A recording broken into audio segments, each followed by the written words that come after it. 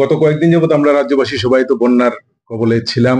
অনেক চলাফেরা, আমাদেরকে সব দিকে কষ্টের মধ্যে থাকতে হয়েছে। কিন্তু তার মধ্যেও আমাদের মানে চোরের উপদ্রব কমেনি। চোর সে তার কাজ করেই যাচ্ছে। গতকালকে আমরা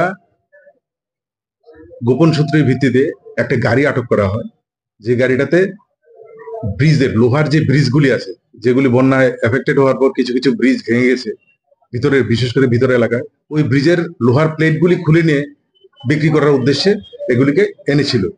তো গোপন খবরের ভিত্তিতে ওই গাড়িটা আটকানো হয় এবং সেই প্লেটগুলি যে যারা চুরি করেছে, যেমন দীপঙ্কর শুক্ল দাস এবং অরূপ দাস, এদেরকে আটক করা হয়েছে।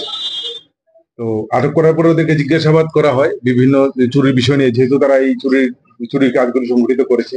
ওদের কাছ থেকে আমরা আরো দুজনের নাম পাই এবং যাদের কাছ থেকে আমরা আরো দুটো বাইক উদ্ধার করতে পারি।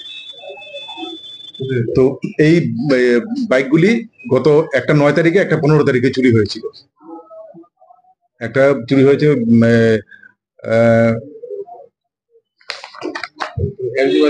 একটা এমজি বাজার এরিয়া থেকে, আর আরেকটা চুরি হয়েছে বাইপাস থেকে। তো এবং এই চুরির মালগুলিকে তারা বৃষ্টির জন্য তারা এগুলি শিফট করতে পারছিল না, বাংলাদেশ নিতে পারছিল না, তাই এগুলিকে ভেঙে এগুলিকে মডিফাই করে সেগুলিকে ওয়েট করে বিক্রি করার চিন্তা করেছে। এখন পর্যন্ত আমরা 4 জনকে আটক করতে পেরেছি এবং দুটো বাইক এবং একটি ব্রিজের পার্শ্ব, যেটা বললাম আমরা। তো এদেরকে আজকে আমরা পুলিশ রিমান্ডে আনবো।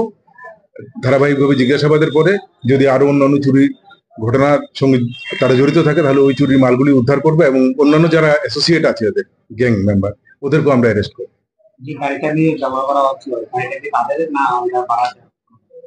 না না, ওদের গাড়ি।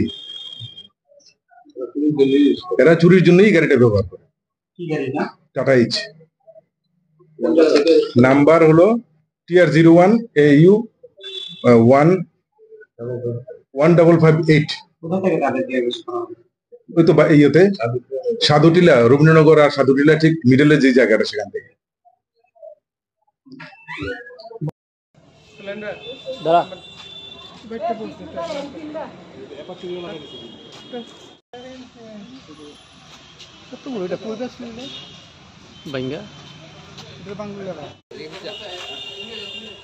আর এবং সময় মনে করে নিউজ দেওয়া